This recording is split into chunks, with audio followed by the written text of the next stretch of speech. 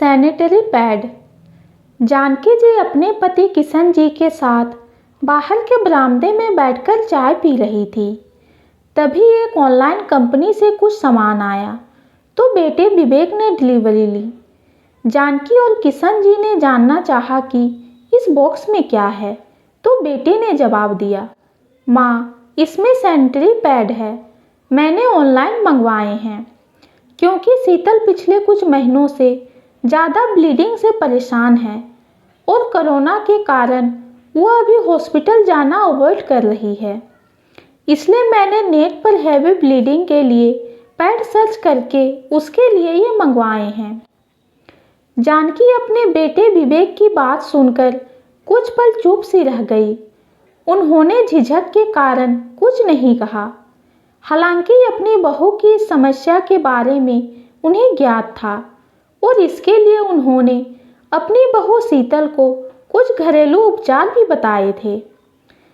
पर इस तरह उन्हें बेटे का सबके सामने अपनी पत्नी की महामारी की चर्चा करना कुछ अजीब लगा, या यूँ कहें अच्छा नहीं लगा, क्योंकि महामारी के विषय में परिवार के सामने बात करने को वो मर्यादा के विरुद्ध मानती थी। उन्हें याद आया कि विवेक के जन्म के बाद जब महामारी आई, तब से उन्होंने स्वयं भी हर महीने अतिरिक्त रक्तस्राव की समस्या का सामना किया था। तब इसी मर्यादा के चलते विवेक के पिता ने ना चाहते हुए भी उनके रोग की उपेक्षा की थी और उनकी सास ने उनके प्रति कोई संवेदना नहीं दिखाई थी। उस समय जानकी जी इतना दर्द झेलती थी और रक्तस्राव इतना कि कभी कभी तो पैरों से बहने लगता। हर 2 घंटे में कपड़ा बदलना पड़ता और इसके कारण परिवार में आलोचना होती थी। उस तकलीफ को याद कर वो सिहर सी गई।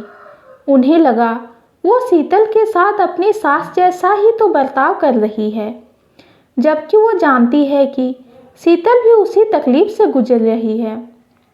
हमेशा वो हर काम तत्परता से करती है, पर कुछ महीनों से महामारी के दूसरे और तीसरे दिन वो खड़े तक नहीं हो पाती और कभी कभी तो दाग भी लग जाता तो वो बहुत शर्मिंदा होती है। ऐसे में यदि उसका पति उसके लिए सोच रहा है तो ये अच्छी बात है। आखिर हर पत्नी चाहती है कि उसका पति उसकी पीड़ा को समझे, कोई तकलीफ हो तो उसे दूर करने का प्रयास करे और साथ ही प्रेम और सम्मान दे।